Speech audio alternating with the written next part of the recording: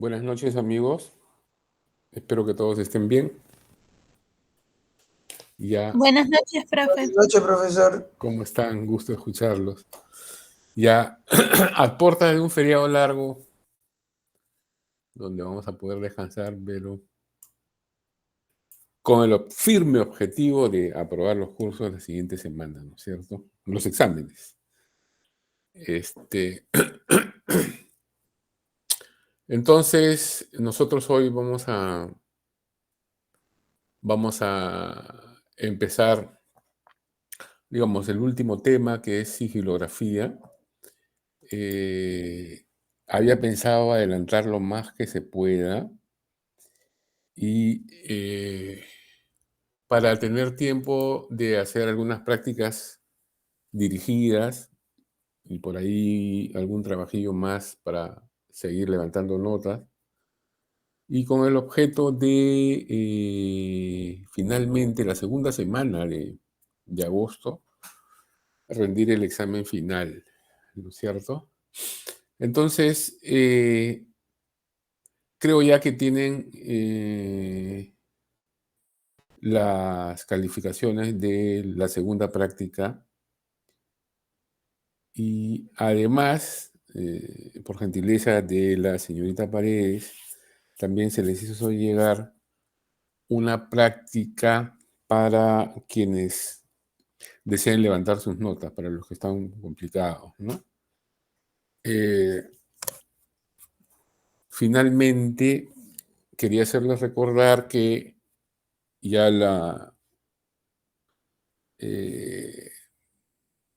que todavía no tengo la entrega del trabajo correspondiente a la primera práctica del grupo 2, que en su momento les di otra práctica nueva, ¿no?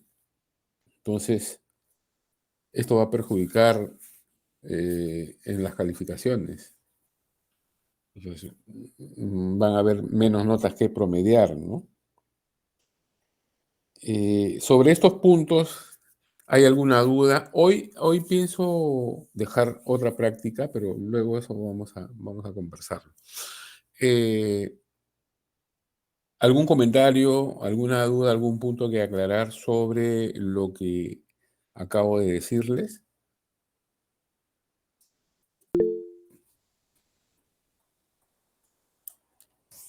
A ver.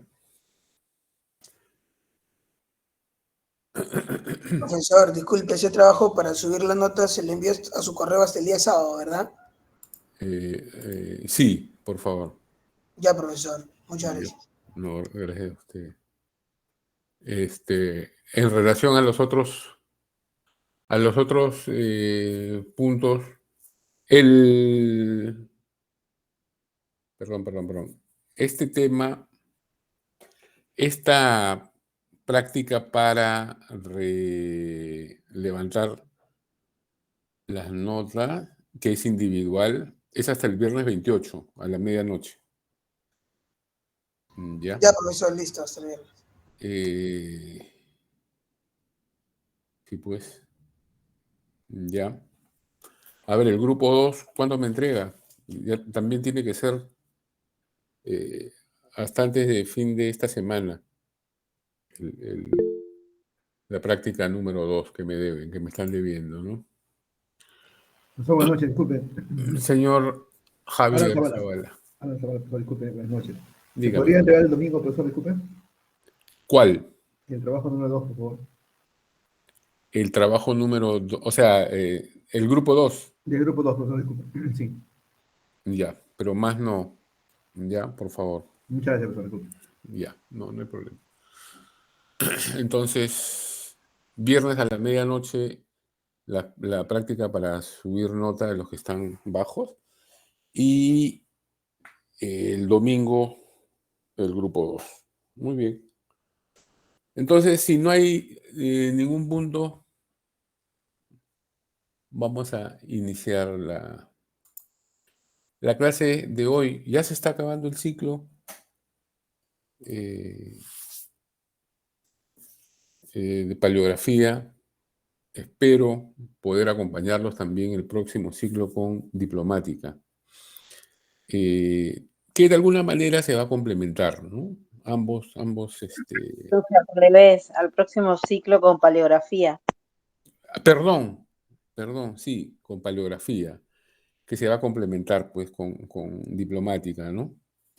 Aunque lo ideal hubiera sido al revés, paleografía y luego diplomática, o al mismo tiempo, ¿no? Pero bueno, me alegra que sigamos juntos porque cada profesor tiene su metodología, ¿no? Entonces, yo trataré de concatenar ambos cursos para que el resultado sea una mirada global del documento, ¿no? Como lo hemos estado tratando de hacer en este ciclo, con este curso, ¿no? de diplomática. Entonces, uno de los aspectos finales del documento, uno de los aspectos que, por decirlo de alguna manera, redondea el producto final, el objetivo final del documento, tiene que ver con valga la redundancia, con el protocolo final. Porque dentro del protocolo final, además de las validaciones, de la data, ¿no? Que de alguna manera es más fácil reconocer, también están los sellos, ¿no? Y los sellos, a diferencia de las firmas, de las validaciones, reflejan un mundo, un universo particular que encierra mucha información, no solo del autor, de las autoridades que validan el documento, sino también de la sociedad, ¿no? De la época. Por eso es que este tema es un acápite aparte y mucho más detallado. Por eso es que la sigilografía, perdón, es una ciencia. Es una ciencia que no me gusta mucho decir una ciencia auxiliar, ¿no? Sino que es una ciencia que junto con otras ayudan a desentrañar los misterios, los interrogantes de la historia y puntualmente en lo que nos corresponde, nos ayuda a definir,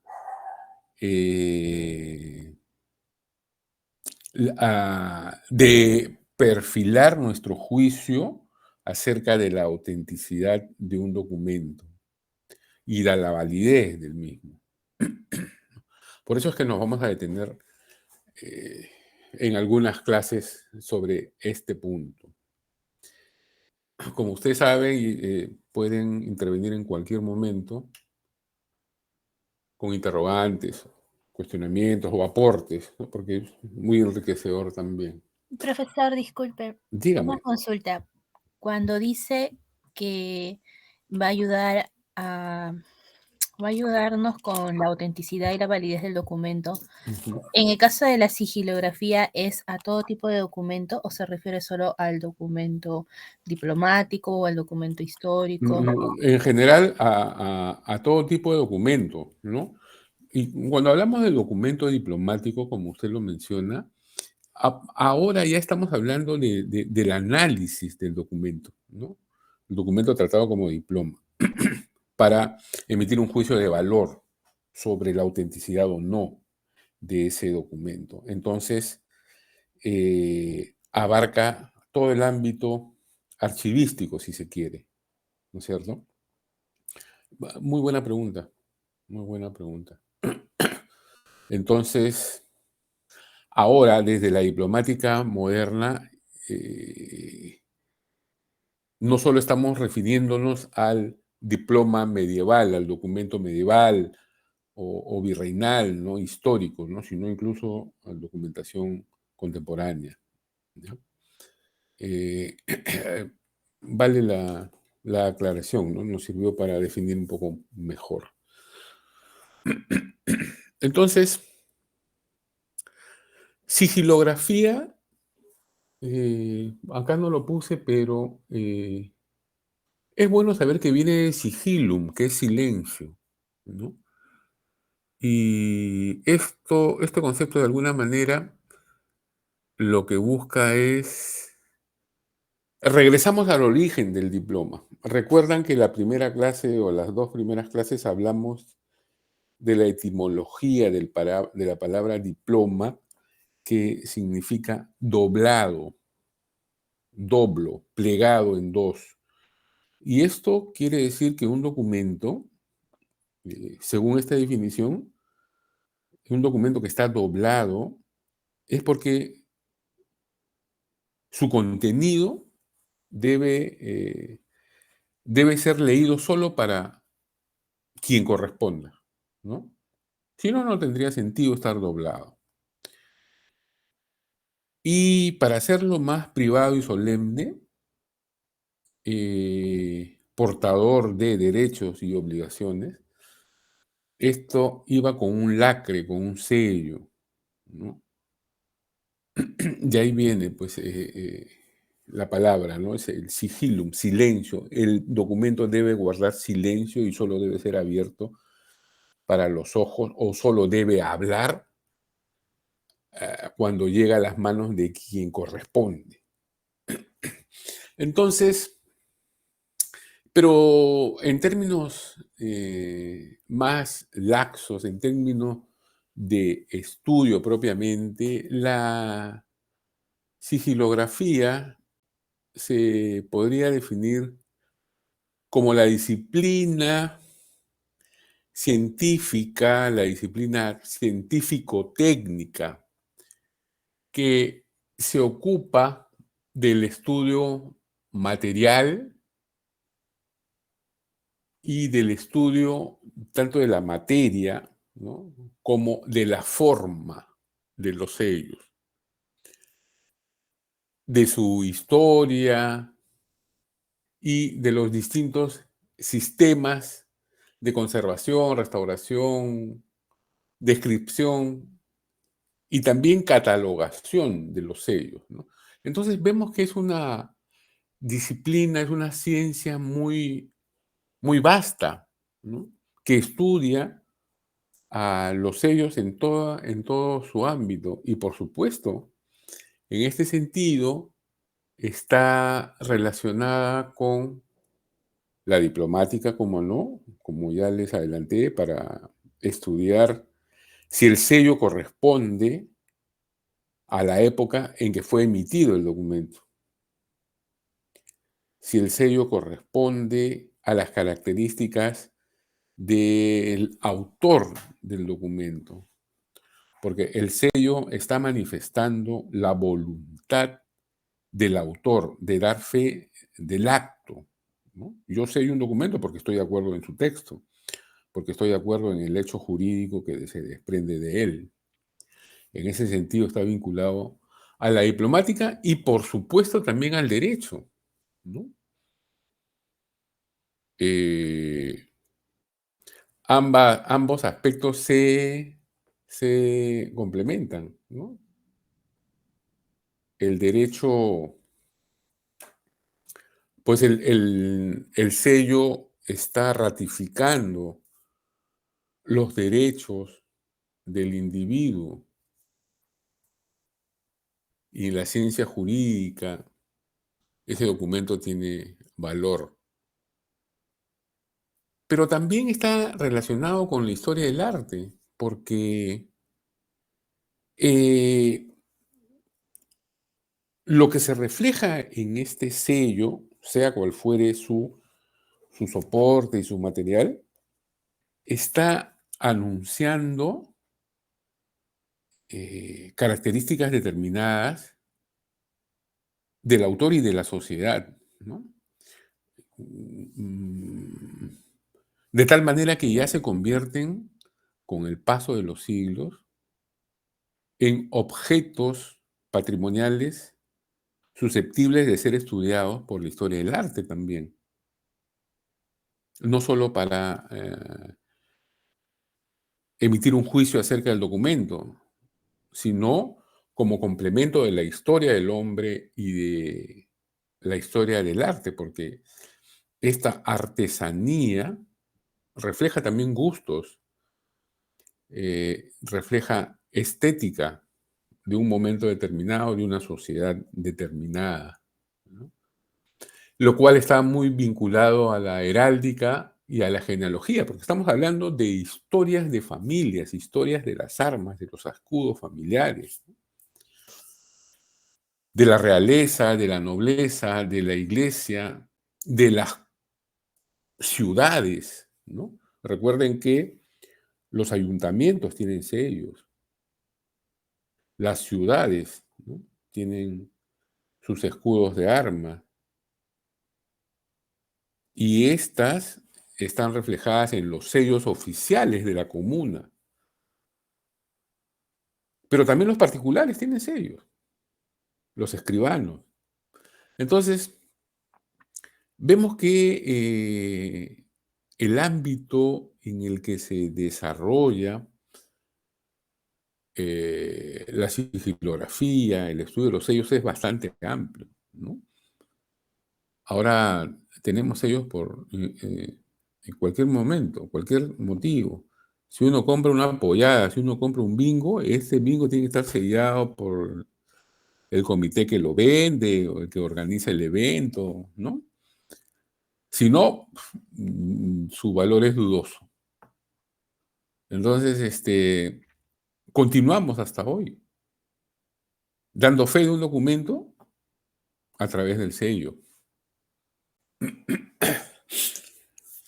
Volvamos entonces la mirada al estudio, como dice acá la diapositiva, el estudio de estos sellos como instrumento para validar un acto jurídico expresado en palabras, en un documento escrito, ¿no? Para autorizar ese documento. Ese documento tiene valor no solo con la firma, sino con el sello también de la autoridad competente o del que ha escrito el documento también. Ya, entonces, no siempre se llamó sigilografía a esta ciencia, a esta disciplina, ¿no? Sino que tenía un nombre medio particular que es fragística, que lo debo tener escrito por ahí, ahora se los enseño.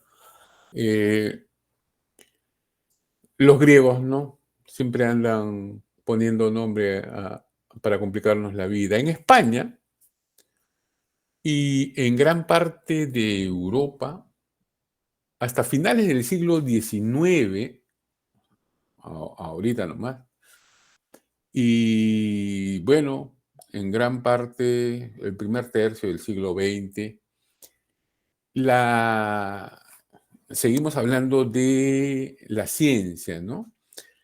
La enseñanza de esta ciencia no formaba parte de los estudios universitarios.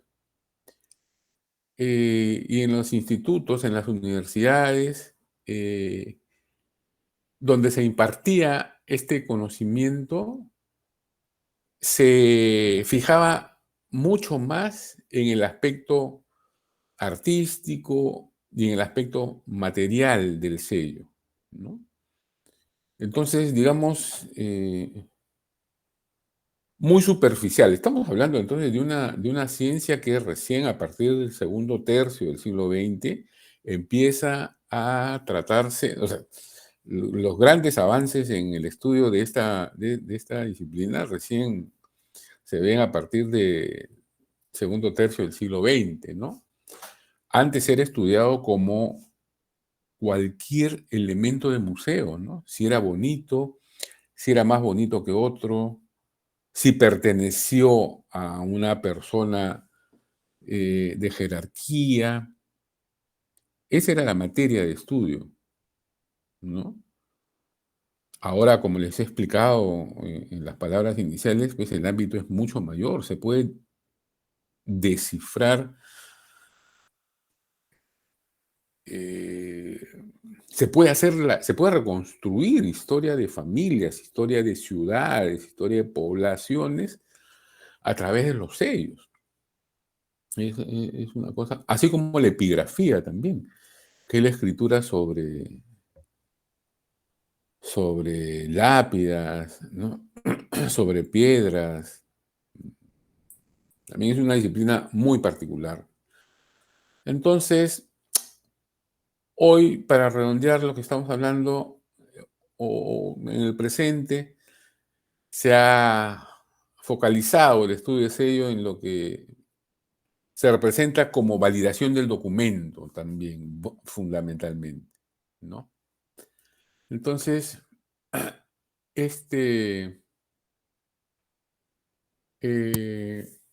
una primera definición de este documento lo hace Alfonso X en sus partidas, ¿no? Del siglo XI, es Alfonso el Sabio, quien define el sello como, dice, la señal que un rey, ojo, estamos hablando todavía de un sello, en el momento en que los sellos solamente son manejados por los notables, ¿no? Por la gran jerarquía, estamos hablando de reyes, emperadores, papas. Por eso es que Alfonso el Sabio, en sus partidas, para aclarar un poco el tema de Alfonso el Sabio, las partidas son un número, un corpus legal castellano que va a tener mucha vigencia en el derecho occidental hasta el siglo XIX, ¿no? Incluso hasta el siglo XX, ¿no? Ya cuando se empieza a replantear y reformular el derecho. Entonces, estas partidas que se llaman, como 30 creo, norman la vida del hombre, no solo en España, sino en el Nuevo Mundo, en adelante. Por eso son importantes, detallan muchos aspectos, ¿no? Y uno de ellos es el sello.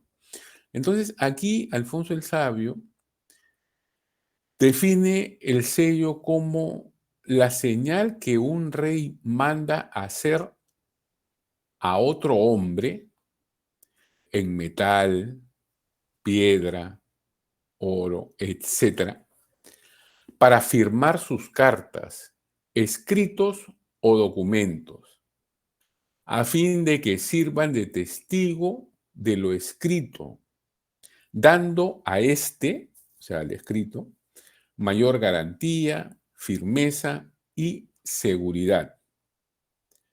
Y contribuye de manera especial a otorgar al documento y a su contenido credibilidad, valor probatorio en un juicio y fuera de él, y además paridad.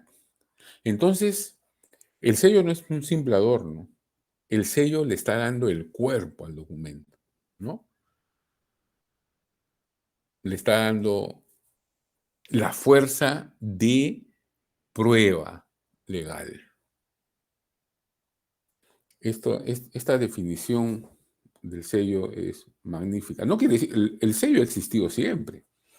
El sello ha existido desde que el hombre es hombre, ¿no? Desde que el hombre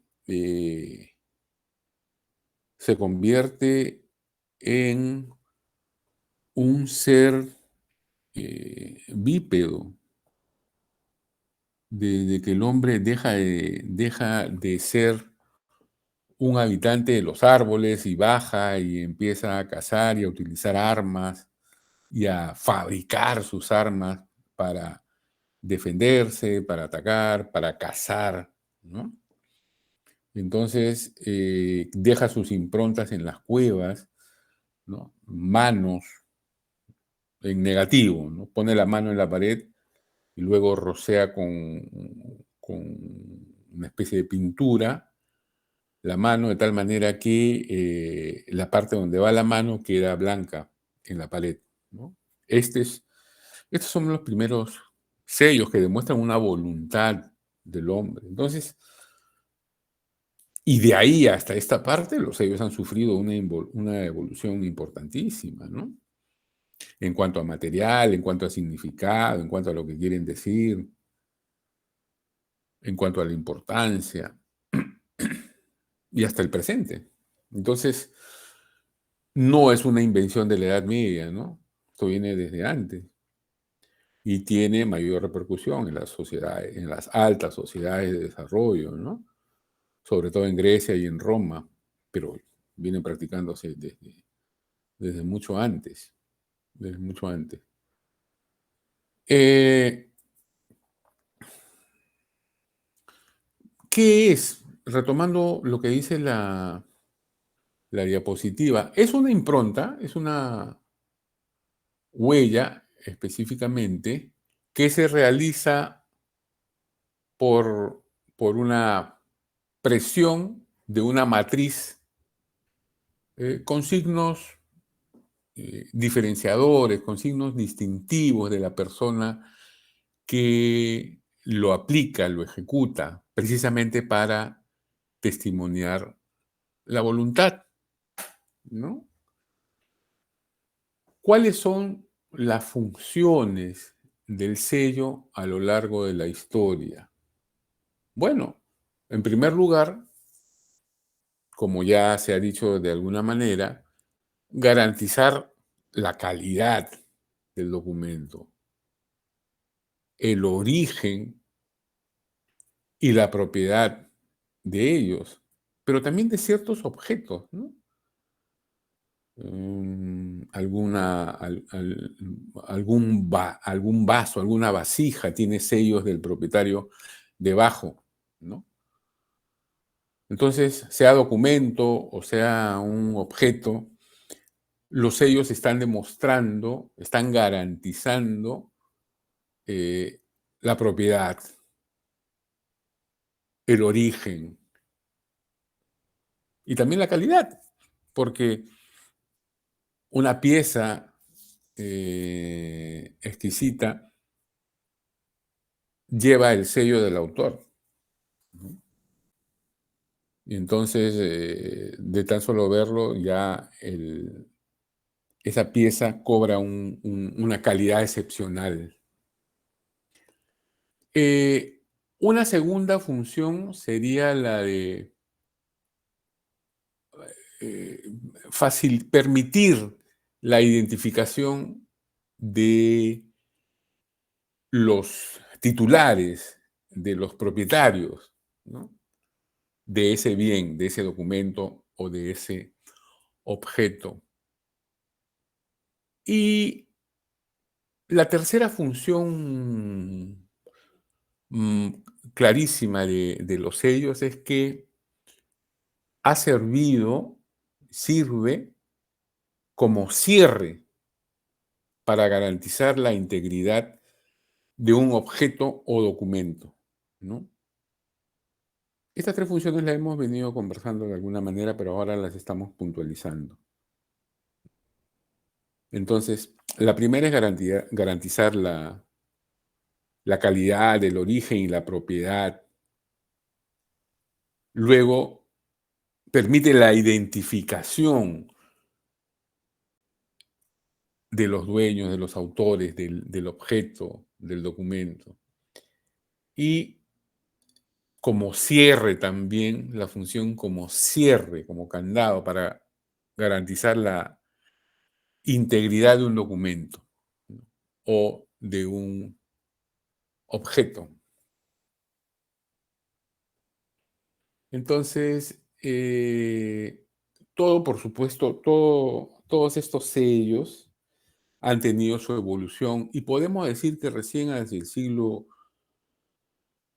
XVII, en el caso que nos corresponde, porque somos herederos de esa tradición, la monarquía española ha normado el uso de los sellos a través de reales cédulas, ¿no? Con el pretexto de dar mayor seguridad a la documentación pública.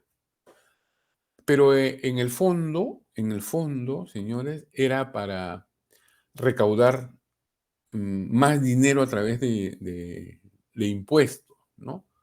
Porque introdujo dentro del sistema tributario para España y los distintos territorios, de sus colonias, de sus virreinatos, el uso obligatorio del papel sellado, que ha llegado hasta nuestros días, ¿no? Hasta el siglo XX. El papel sellado, ¿no? Timbrado con una estampilla real y luego ya en el periodo republicano con la estampilla del escudo nacional, ¿no? Ustedes han visto que se colocaba en la parte superior izquierda, quien mira el documento, ¿no? Y ahí además va colocado con un arancel, con un precio, ¿no? Arancel tributario, distintas clases de sellos y estampillas. Entonces, esta de alguna manera permitía ingreso de dinero a las arcas fiscales.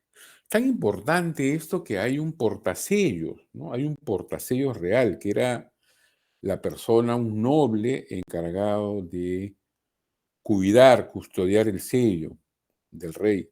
Entonces, cuando el rey lo necesitaba, llamaba a su portasellos y él llevaba todos los implementos para que el rey aplique esto, ¿no? Aplique el sello al documento. Entonces, y el portasello era un noble, era uno de los grandes de España. Entonces, tan importante es el sello que lo tiene que cargar un noble, ¿no? Entonces, como les dije, puede ser metal, de cera, como lo vamos a ver más adelante, puede ser un lacre, o puede ser de papel también. Todas estas vamos a ir viéndolos poco a poco. En algunos casos, cuando se carece de sello o la autoridad no lo tiene, hay signos que equivalen a sellos, ¿no? Son los signos de escribano que vamos a ver. Ya lo hemos visto en algún momento, pero no hemos puntualizado esta importancia, ¿no? Porque hablamos de los escribanos y de quienes participan en la elaboración de los documentos, pero no hemos hablado de la importancia del sello, ¿no? Pero ahora vamos a volver a revisarlo. Entonces, forzosamente tenemos que hablar de una matriz, ¿no? De una matriz que lo que es una placa que tiene grabados en hueco, ¿no? En profundidad, los signos distintivos del autor del documento. Entonces, de esta matriz es donde se obtienen los sellos propiamente, ¿no? Veamos estas matrices.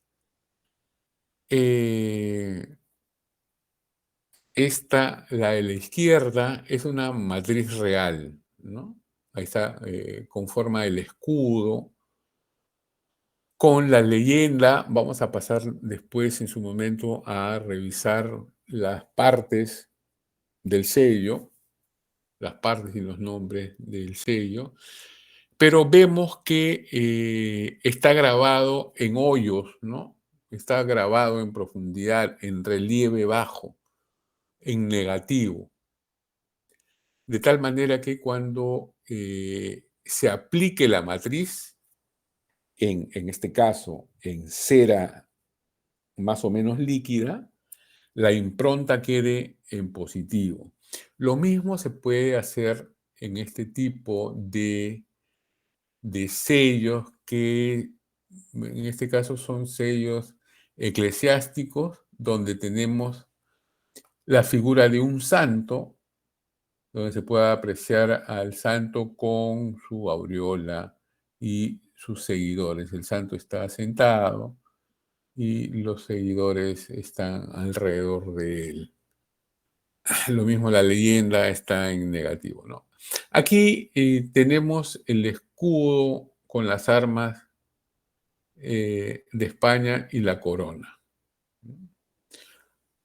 Todos estos elementos nos anuncian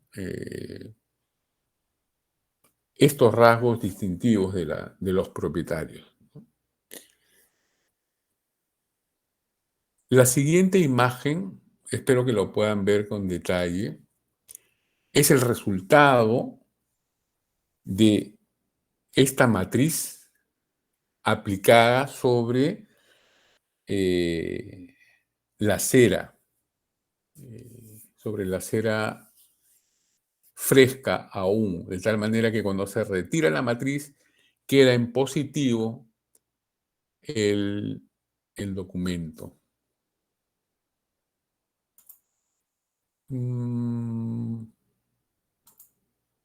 Me gustaría... Oh, espera un segundo, por favor.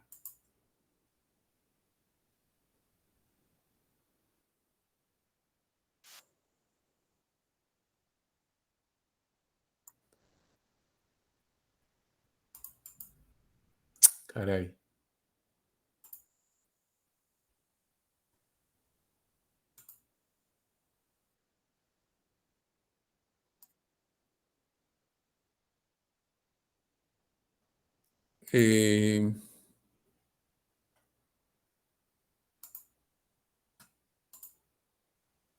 Señorita Melissa, Sí, profesora, aquí estoy. ¿podríamos ver este video Sí, sí, que sí. dura, ya se lo pasé, que dura 5 minutos un poco, y luego vamos a profundizar sobre él?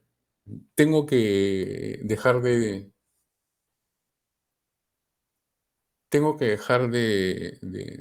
compartir, ¿no? Sí, profe, porfa. Ya.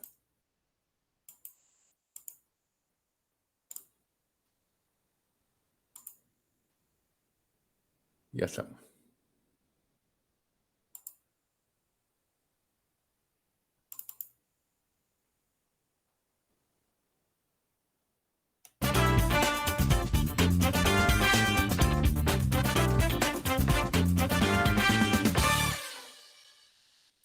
Bueno, como decíamos al principio, los sellos han ido cambiando de forma a lo largo del tiempo. El sistema más antiguo de sellar es este que vemos aquí.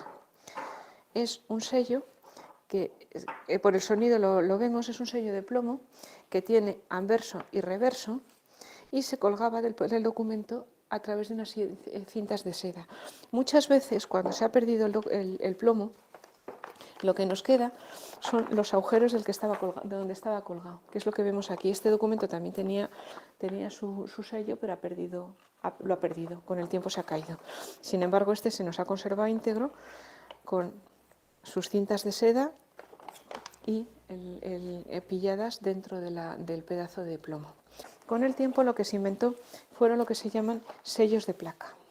Los sellos de placa son un pegote de lacre, que puede ser de cualquier color. Por ejemplo, los sellos reales normalmente eran de color rojo, pero se podía utilizar cualquier color. Tanto los reyes como los obispos, los papas, los clérigos hacían sellos, y los hacía cada uno de su tipo.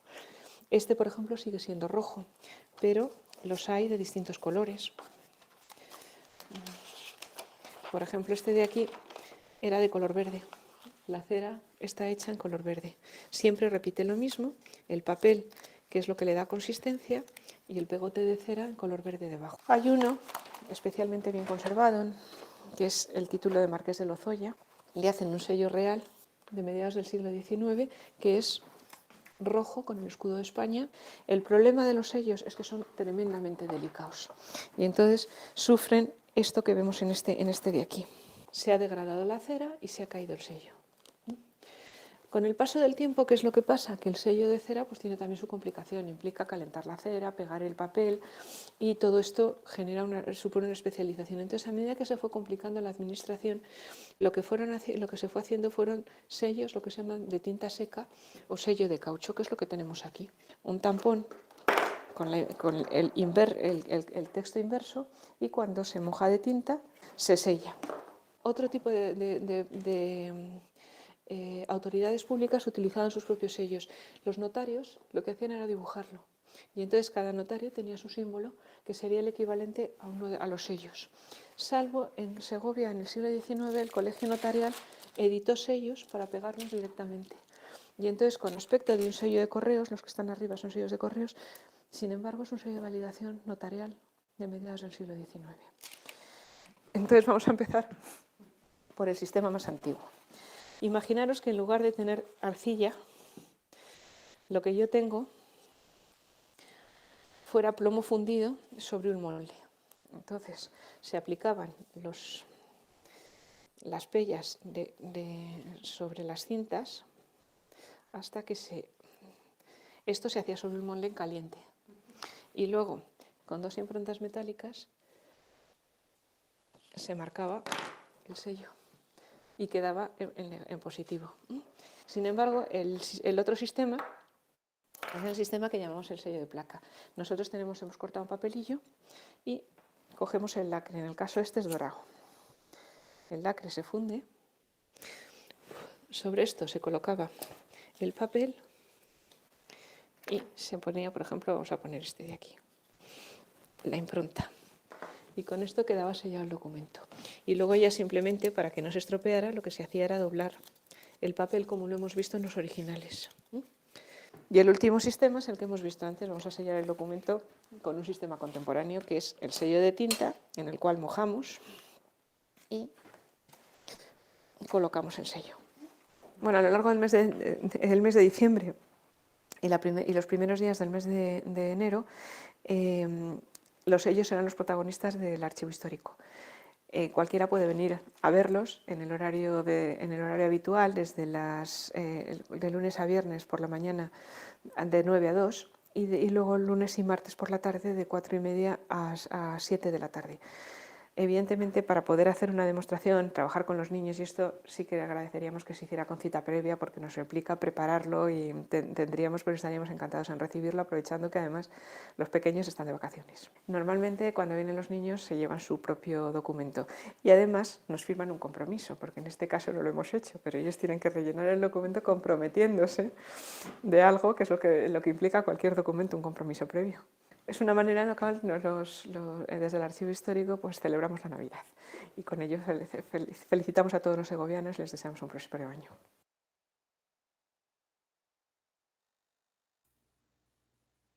Muchas gracias. Un video breve, pero aleccionador, digamos, para tener una idea de la evolución y cómo se aplican los sellos, ¿no? Es un video para difundir, pero los más antiguos no son los sellos de plomo, ¿no? Pero, en fin, pero me parece un video bastante didáctico. ¿Tiene alguna pregunta sobre el video? Si no, para continuar, por favor, con la clase de hoy.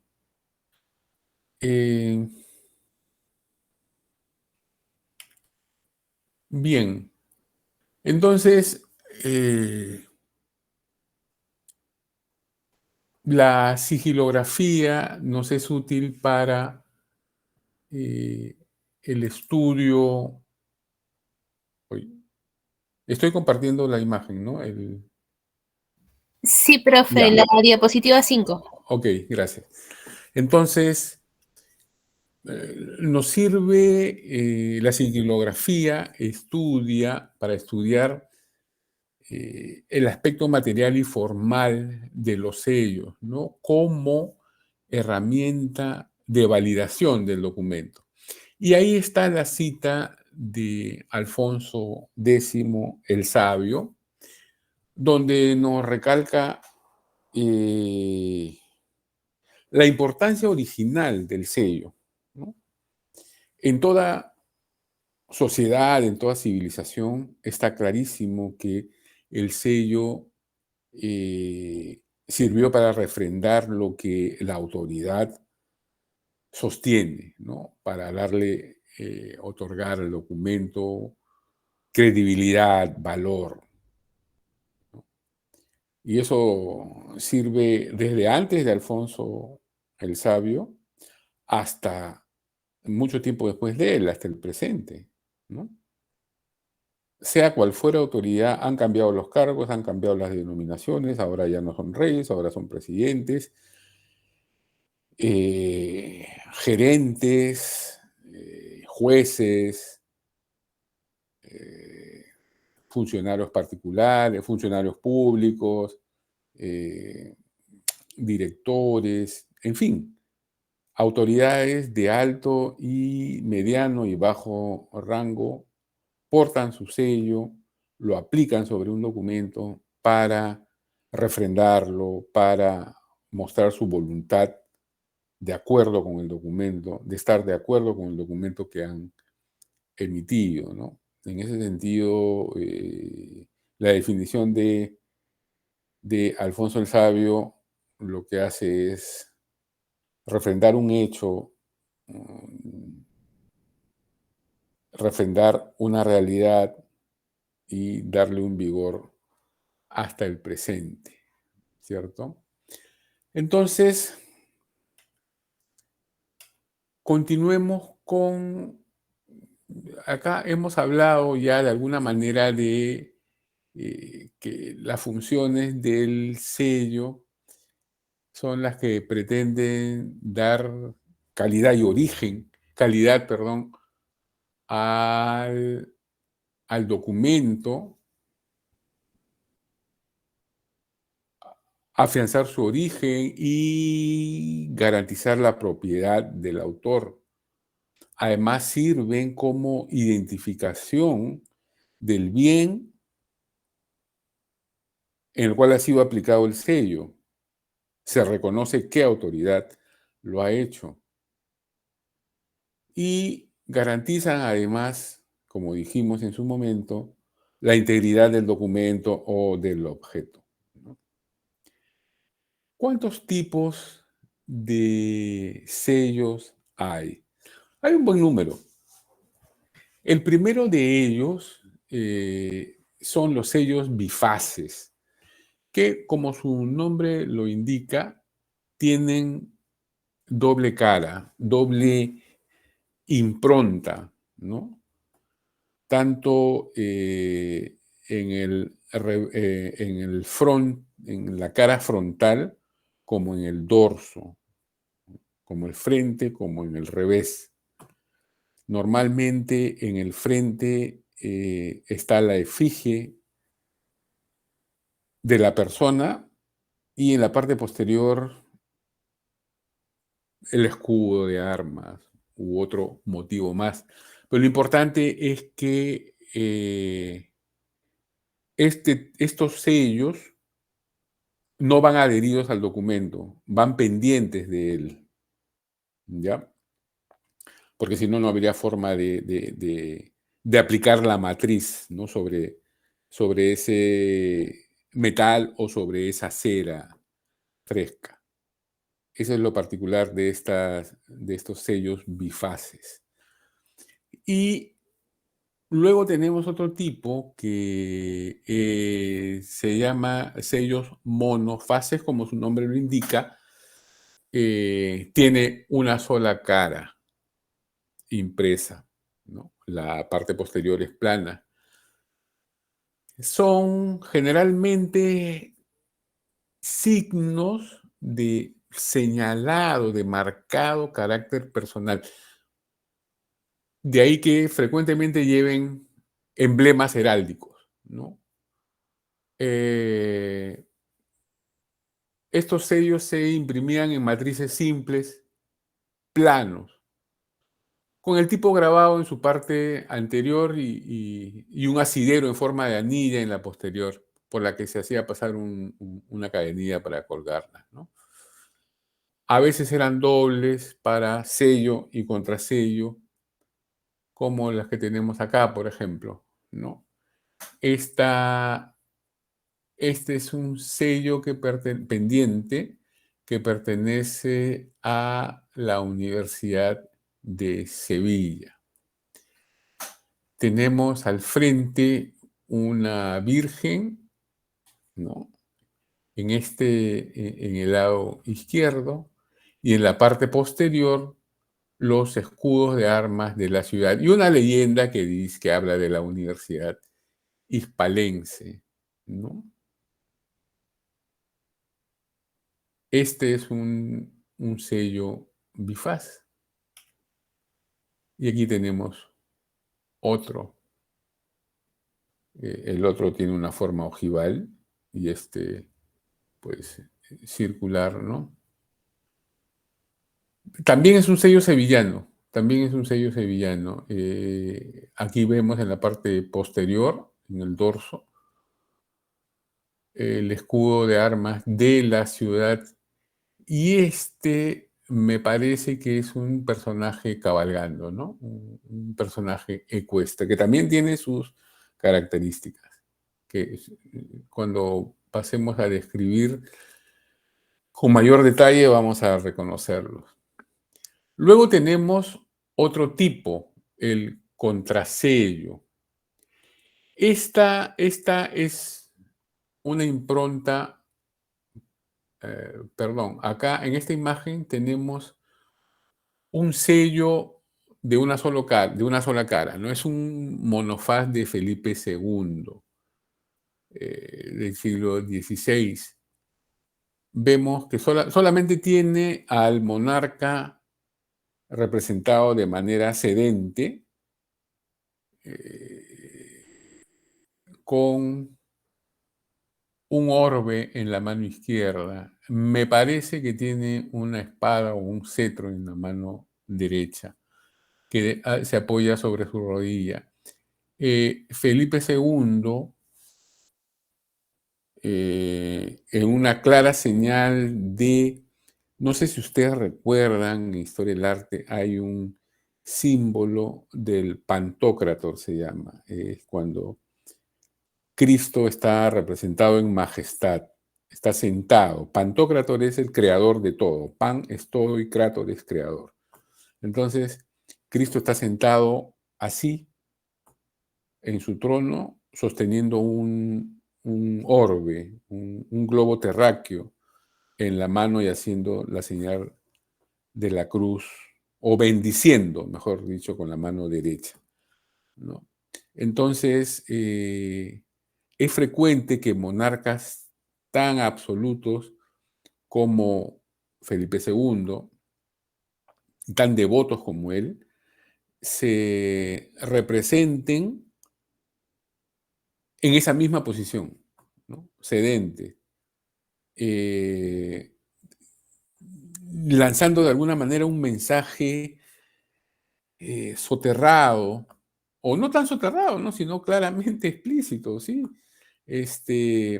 Pero no diciendo que él es un dios, sino que es representante de Dios sobre la tierra, ¿no? Recuerden lo que les decía, ¿no? Que los reyes de España durante mucho tiempo fueron adalides del Vaticano, de los papas. Llegaron a tener tanto poder al lado de los papas que nombraban autoridades eclesiásticas, ¿no? El papa simplemente lo refrendaba, pero ellos hacían su voluntad. Entonces, en este momento, los reyes tenían un poder muy, muy grande, y podían representarse de esa manera, ¿no? Los emperadores del Sacro Imperio Romano Germánico, de quienes van a ser herederos Carlos V y sus sucesores, suelen representarse de esta manera. Entonces, este es un sello de Felipe II con la impronta solo en una de sus caras, y va pendiente del documento a través de un cordoncillo, puede ser de lana, tejida o de hilos de seda también. Entonces, ya hemos visto qué es un monofaz y qué es un bifaz. Esta es otra impronta muy similar a que vimos en la matriz. Esta es otra matriz de Carlos IV en pleno siglo XVIII, ¿no? Fines del siglo XVIII.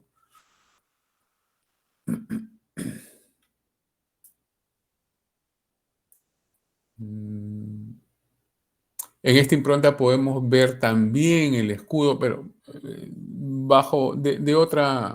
con otras características, pero las mismas armas de España, la corona, ¿no?, imperial y la leyenda alrededor. Entonces, este es el negativo, que, como les dije, al ejercerse presión sobre una cera todavía en estado líquido, antes de solidificarse, deja pues la huella, ¿no? Recuerden bien estas matrices, por favor, luego vamos a hacer un comentario sobre ella. Este es el contrasello, uno de los tipos, ¿no? Tenemos contrasello y luego el sobresello. El contrasello es la impronta que está detrás del sello original. No llega a ser un sello bifaz, ¿ya? Sino que el contrasello es una impronta. Acostumbremos a hablar de impronta cuando hablemos de sellos, ¿ya? Es una impronta de menor tamaño, más simple, más sencilla, y a veces de distinto color. Esto va incrustada en el dorso, en la parte posterior del sello monofaz, ¿ya? Solo el contrasello solo se aplica en el sello de una sola cara y se aplica en la parte de atrás. No siempre, ¿ya? Pero su función es la de ratificar el sello principal para evitar su falsificación o para garantizar su originalidad. Este contrasello es bastante personal. Se inicia de una manera muy sencilla, ¿no? Dejando una marca digital, una marca del dedo del propietario o una marca de la uña del propietario. Por ejemplo, aquí en las construcciones de adobe en la costa, antes de la llegada de los españoles, las sociedades, los grupos étnicos tributaban, por ejemplo, cuando se trata de construir en el norte del Perú estos grandes edificios piramidales, los diversos poblados tributaban en diversas materias. Una de ellas era, por ejemplo, cuando se necesitaba construir un edificio de esta naturaleza, tributar en adobes. ¿Y cómo se sabía qué población tributaba los adobes? Precisamente haciendo muescas en cada uno de estos adoquines. Entonces, los administradores sabían reconocer, ¿no? Esta huella es de tal población, esta otra es de tal población. Entonces, esta era una forma de sello particular de un poblado, ¿no? Que servía para identificar y garantizar que ellos estaban tributando. Lo mismo sucedía en sus orígenes con el contrasello. El propietario tenía que dejar en la parte posterior una huella de que él, no solo la efigie en el frontis, sino en la parte posterior, alguna seña que identifique a su propietario. También, como les dije, huella de las uñas, incluso huellas de sus dientes. También incrustaciones de los pelos de su barba. Entonces, todo esto fue en principio identificando al dueño, al autor de este sello. Ya después se usó el anillo, ¿no? El anillo, no sé si ustedes han visto que los nobles utilizan un anillo en el dedo meñique, ¿no? En el dedo meñique, donde tiene en negativo el escudo de armas. Entonces, ese sellito sirve, ese escudito sirve para sellar sus documentos, ¿no? En un tiempo se empezó a utilizar este anillo, ¿no? Este anillo para dejar la huella. Y más adelante, pues, ya, como ustedes ven aquí, el contrasello propiamente dicho, ¿no? Que son los escudos de armas. Me parece que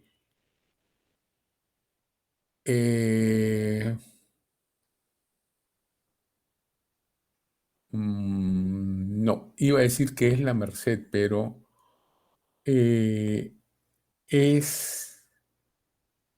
un rey, y tiene leones y otras imágenes que no puedo identificar bien. Tiene un orbe en la mano con una cruz papal, ¿no? Es una cruz con 2 travesaños. Miento, es una cruz arzobispal. La cruz arzobispal tiene 2 travesaños y la cruz papal tiene 3 travesaños. Entonces, este señor es un arzobispo, ¿no? Este es el cetro.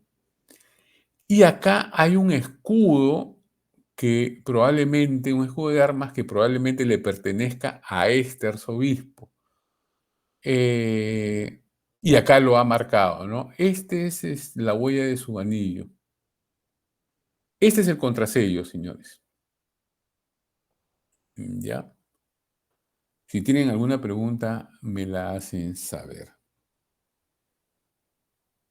Y en la siguiente imagen tenemos el sobresello, que cumple la misma función, la de garantizar la originalidad del documento, hace o pretende hacer infalsificable el sello. ¿De qué trata? Es un sello pequeño que va pendiente de la soga que sobra del sello principal. Aquí, la verdad que no he encontrado imágenes. Esta imagen la tengo ya desde hace un buen tiempo. Estos son sellos de diversas autoridades que están autenticando un documento en pergamino, ¿no? Son sellos de cera que utilizan una doble matriz, ¿no? Tanto en la parte frontal como en la parte dorsal. Y el sobresello es un sello más pequeño que pende de la misma soga, ¿no? Del mismo cordoncillo del sello mayor, pero estos son sellos más pequeños y no son tan elaborados, ¿no? Pueden estar manifestando una seña así simplemente, ¿no? Como esta que apenas se ve por aquí. ¿Ya? Entonces, lo interesante es que el sobresello va a continuación del sello principal. Estamos de acuerdo. Las siguientes, mañana no tenemos clases, ¿no? Mañana, bueno, No, ya, profe. sí, ya empieza el feriado largo. Entonces, me parece que nos queda la próxima semana para luego, un segundo. ¿Cuándo es el examen? En la semana de exámenes. Lo tengo El acá. examen final es el 10 de agosto, profe, en la El 10, semana 17. el 10 de agosto. Ujú. Sí. Ya. Entonces nos queda apenas una semana para seguir trabajando los sellos y para hacer prácticas sobre sellos también. Entonces, vamos a ir avanzando más. ¿Alguna pregunta sobre esto? Porque luego vamos a entrar a un tema un poco más, no complejo, pero sí puede demandar más atención y ahorita me imagino que deben estar agotados. Profesor, consulta. Buenas noches. Dígame. Buenas noches. Esa parte de esas tiritas que sostienen esa cosita de metal que es el sobresello, ¿qué son? ¿Como una especie de tela, Ya. pita, Puede ser, cuero? puede ser de algodón. En la mayoría de los casos es de algodón tejido. En este caso son tiritas de cuero del mismo pergamino tejidas. Son tiritas delgadas del pergamino tejidas. Estas, por ejemplo, estas que están acá, son de algodón, pero estas son de pergamino mismo, ¿ya? Y estos sellos no son de metal, estos sellos son de cera, ¿ya? Los de metal es más notorio, Esta, por ejemplo, ¿no? Eh, Me parece que son un poco más fáciles de reconocer. Estas son de cera, que puede confundirse, ¿no? Mira, estas dos, por ejemplo, podrían parecer de metal, pero son de cera. ¿Se imaginan si fueran todos de metal? Esto pesaría horrores.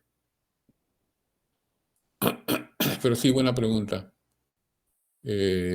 A veces los cordoncillos son de tela, eh, otras de simple cuero, no tan elaborados como estos, pero normalmente son de soga, así como esta. ¿Ya? Normalmente. Profesor, una consulta. Dígame. Por ejemplo, si hay todos estos tipos de sello, quiere decir de que va a depender, por ejemplo, del tipo de documento o de la persona, el rango que tenga la persona para usar el sello, o es que, por ejemplo, el rey tiene, ¿no? Suponiendo ese rango, tiene estos 4 tipos de sellos. O sea, ¿qué tipo de uso van a tener para cada situación, Muy buena pregunta. para cada rango de persona? Sí, muy buena pregunta. Depende de ambos, ¿no? Depende del documento y depende de la autoridad también. El rey, por ejemplo, tenía diversos sellos con su nombre, sellos con su escudo, sellos de metal, sellos de cera, sellos de placa también, que vamos a ver más adelante. Y de acuerdo al documento, las bulas, por ejemplo, siempre llevan sello de plomo, siempre.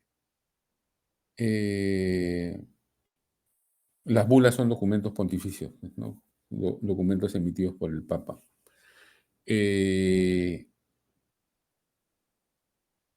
Sí, hay cédulas reales que tienen sellos de papel. Vamos avanzando con esto.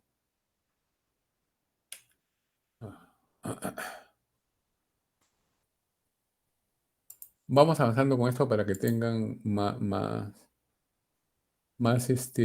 claro, ¿ya? Entonces, cada parte, los sellos también tienen sus partes, ¿no? Los identificables son el campo,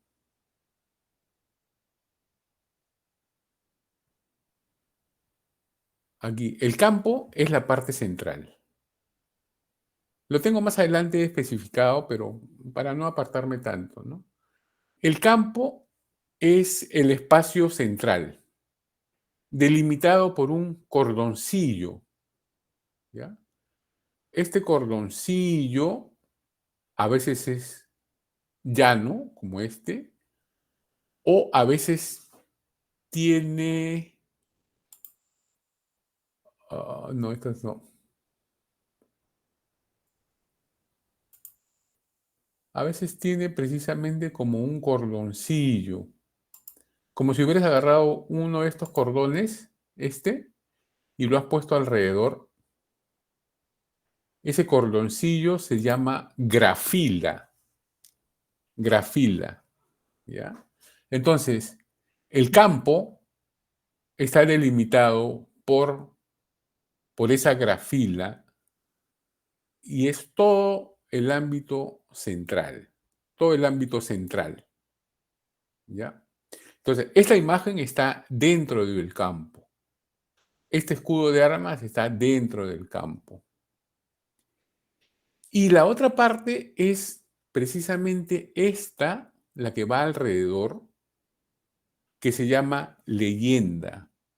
En la leyenda está la inscripción donde se especifica el nombre o el lema del propietario, del dueño del sello, ¿no? Ya sea la ciudad, ya sea el arzobispo, ya sea un noble, describe a la persona que va adentro, ¿no? Puede ser el título o puede ser un lema, un dicho que lo haga, ¿no? Un dicho de una ciudad, ¿no? La muy noble y muy leal ciudad de los Caballeros de León, por ejemplo, ¿no? Que es el nombre del León de Huánuco. Entonces, eso puede estar alrededor de este sello. Entonces, esos son las dos partes del sello, el campo y la leyenda. Recuerden bien, ¿eh? El campo es el espacio central. Y la leyenda es el texto que gira alrededor. ¿Cómo se clasifican estos sellos? Bueno, en primer lugar, por el origen, de dónde viene, de quién emana, y la titularidad, quién es el dueño. En este sentido, tenemos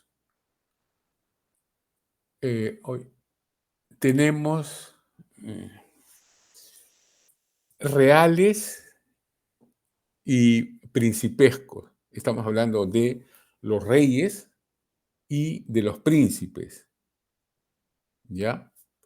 O sea, cuando hablamos de reyes, estamos hablando de la cabeza de la monarquía, y cuando hablamos de príncipes, estamos hablando de la descendencia inmediata de los reyes. Pueden ser sus hijos, hijas, ¿no? Fundamentalmente, ¿ya? Herederos, ¿no? En el caso de España son los Asturias, ¿no? Los príncipes de Asturias, conde de Barcelona. Entonces son muy cercanos. Dentro de esta clasificación también tenemos los sellos nobiliarios, que, como su nombre indica, pertenecen a los nobles, a los grandes de España, a los que no son herederos de la corona, pero sí pertenecen al séquito, a la corte del rey. Estamos hablando de los duques, de los marqueses, de los condes, de los vizcondes. Estamos hablando de la nobleza de sangre y de la nobleza por privilegio, ¿no? Me siguen hasta acá, ¿no? Entonces, miren la cantidad de gente que tiene el derecho de portar sello, ¿no? Por supuesto, la iglesia siempre está en esta órbita. Cualquier cura no tiene sello, ¿no? Sino la jerarquía eclesiástica. Dentro de ellos, pues por supuesto, el Papa, los arzobispos, los obispos, los abades, ¿no? Los generales de las órdenes religiosas, ¿no? Los principales funcionarios eclesiásticos, digamos, ¿no? Entonces, y ojo que en el caso de los arzobispos, por ejemplo, o de los obispos, pueden a su vez ser nobles, ¿no? Entonces, podrían estar fundiendo en un solo sello tanto su origen noble como su titularidad como arzobispo de Sevilla, arzobispo de Lima, ¿no? Ha habido muchos casos. Entonces, cuidado con esto. Y cuando hablamos de sellos institucionales, estamos hablando, nos referimos a comunas, ayuntamientos, municipalidades, que las ciudades muchas veces tienen fueros y privilegios otorgados por el rey, porque se lo han ganado en batallas, en favores al rey, han contribuido de alguna manera, ¿no? Con soldados, con dinero, con riquezas. En fin, por diversos motivos tienen fueros y privilegios, de acuerdo al origen de sus fundaciones también, ¿no?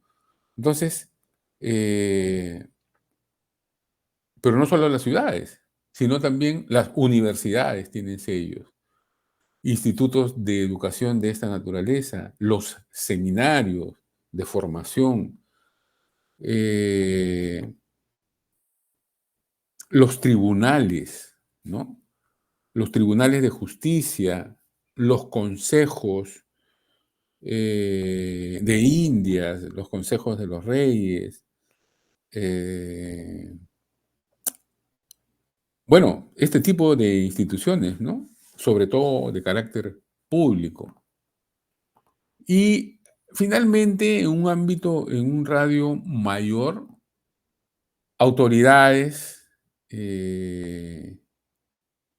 como oidores, como jueces, como virreyes,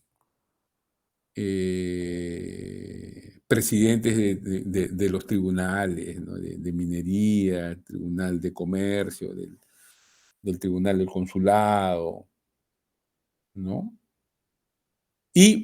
O particulares también, ¿no? Grandes magnates, de grandes comerciantes, por ejemplo, tienen sus sellos para diferenciar sus embarcaciones, sus productos, sus mercancías, sus mercaderías, ¿no? Al embarcarse, tienen en aduana, está registrado su sello y ellos, todas sus mercaderías van selladas con su distintivo, ¿no? Los notarios también tienen su sello. A veces signos de notario, ¿no? Que lo hacen a mano. Otras veces con su sellito de impronta, ¿no? De matriz. Bueno, estos son los particulares, ¿no? Que tienen estas capacidades también. Otro criterio de clasificación de los sellos también lo da la antigüedad, ¿no? Sellos antiguos, cuando se habla de sellos antiguos, se está hablando del mundo romano, fundamentalmente, porque estamos hablando de... Grecia, efectivamente, es la cuna de la civilización occidental, de la que somos herederos, pero directamente nosotros bebemos de Roma, ¿no? Grecia tiene cierta, por decirlo de alguna manera, orientalidad, ¿no? En cambio, Roma es profundamente occidental. Nosotros somos herederos de la civilización romana, en su derecho, en su literatura, en su ciencia, en su disciplina, en la forma de vivir en sociedad. Somos herederos de Roma. Entonces, en este caso, cuando estamos hablando de sellos antiguos, hablamos básicamente de Roma, ¿no? Un gran grupo lo constituye los sellos medievales, desde el siglo VIII al XIV. Luego tenemos el periodo moderno, que es desde fines del siglo XV hasta XVIII, fines del siglo XVIII. Luego tenemos los sellos contemporáneos y finalmente los actuales, que son los que conocemos hoy en día. Entonces, esta es la clasificación por antigüedad. Ahora, para complicarnos más, pero esto lo vamos a dejar... ¿Hasta qué hora es la clase? ¿10:50 o 10:55? Hasta las 10, profe. 10:55. 9:55. Ah, perdón. 9:55. 10, no, está bien. 9:55. 5 minutos más, 5 minutos menos. ¿Qué más Oh, da, chicos? ok. Ok. Ya está arruinada la noche. Pero bueno, mañana no tienen clase, no tienen nada, no tienen trabajo. Entonces, Sí, profe, pero yo... en casa, ¿no? O bueno.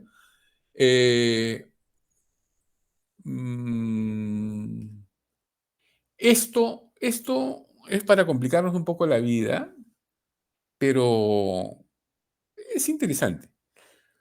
De acuerdo a la topología, también tenemos sellos figurativos y los que no lo son. Los sellos figurativos son los que reflejan imágenes, ¿no? Reflejan imágenes en sus caras. En primer lugar, tenemos los majestáticos, que vienen de majestad, ¿no? Que son las efigies de los reyes, ¿no es cierto? O de las reinas, o de los que están sentados en majestad, así como la imagen que vimos de un arzobispo, ¿no? Pero fundamentalmente está referido a los reyes. Luego tenemos ecuestres, como su nombre lo dice, ¿no? Puede estar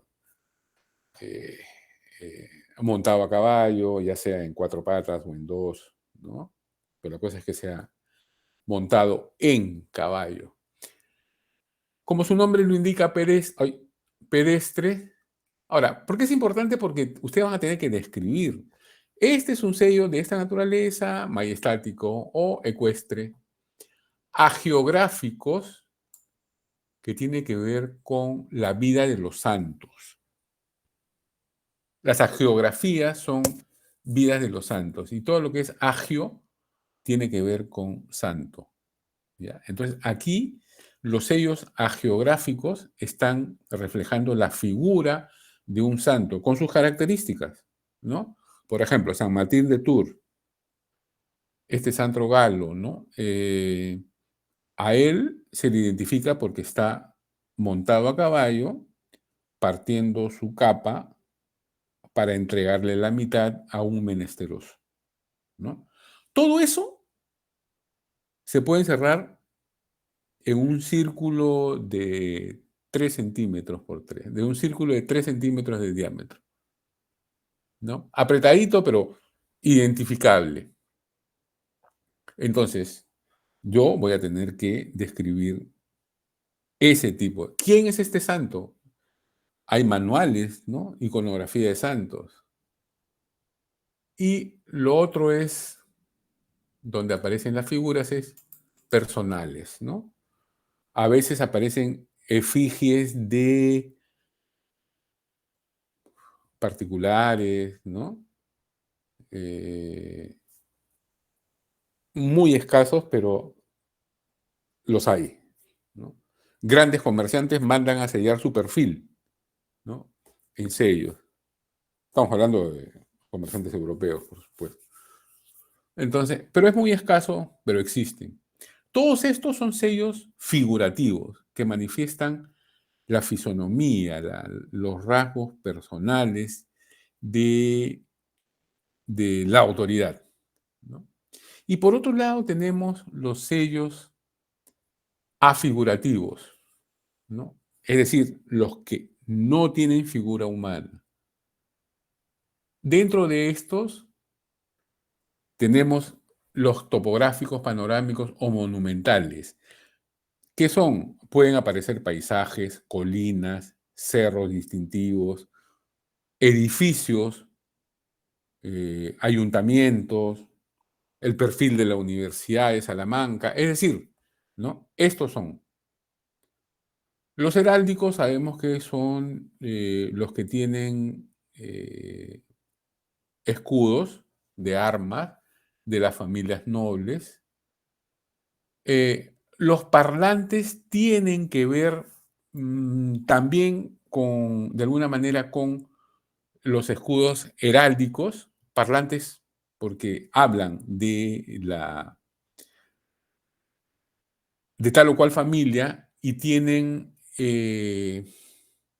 filacterias, que son leyendas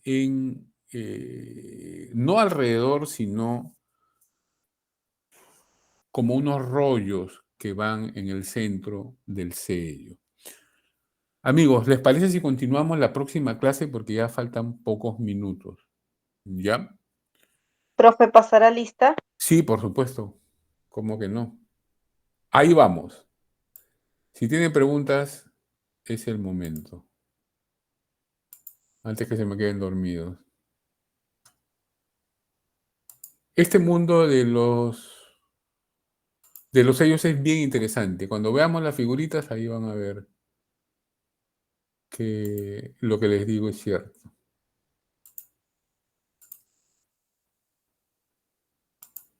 A ver. Entonces, Aguirre. Profesor presente, buenas noches. Buenas noches. Agurto. Profesor Fernando, buenas noches. Buenas noches, amigo. Anchelia. Presente, profesor, buenas noches. Buenas noches. Ángeles. Presente, profe, buenas noches. Buenas noches. Aparicio. Buenas noches, profesor. Buenas noches, señor. Atúncar. Atúncar. Está Atúncar entre nosotros. Sí está el compañero Atúncar, profe. Ya. Beldi. Señor profesor, un honor, muy buenas noches. ¿Cómo está, señor Beldi? Buenas noches. Buen día. Profesor. Estuvo callado toda la noche, señor Beldi. Profesor, ¿cómo se llama? Degustando de su visita. Buen día. De la exposición. Gracias, señor. Esto también es muy descartable porque me dejan muchos premios para yo también, cuando tenga que exponerlo, haga así con la naturalidad de usted, profesor. Gracias, señor. Buen día. Presente, profesor, buenas noches. Gracias, señorita. Calderón. Presente, profesor, buenas noches. Buenas noches, gracias, señor Calderón. Calla. Presente, profesor, buenas noches. Buenas noches, señor Calla. Campos. Buenas noches, profesor, presente. Buenas noches, gracias. Capristano.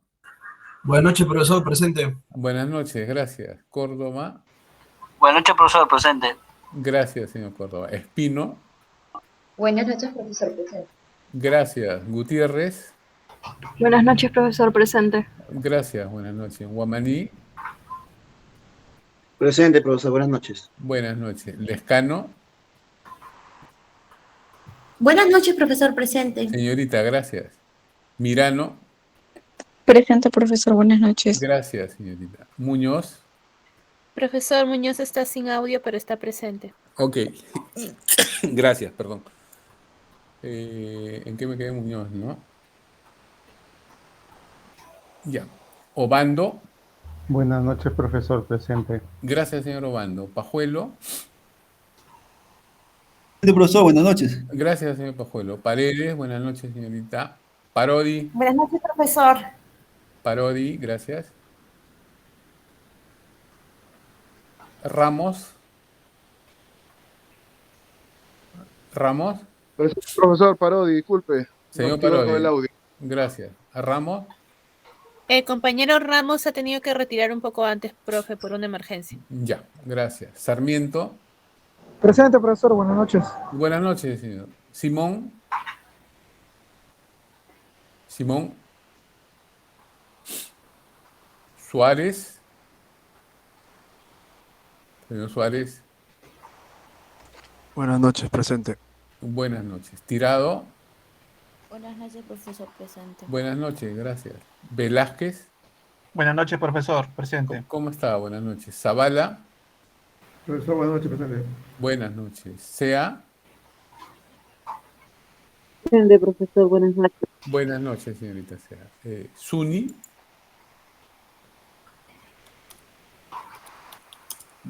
Zuni está. ¿Y no?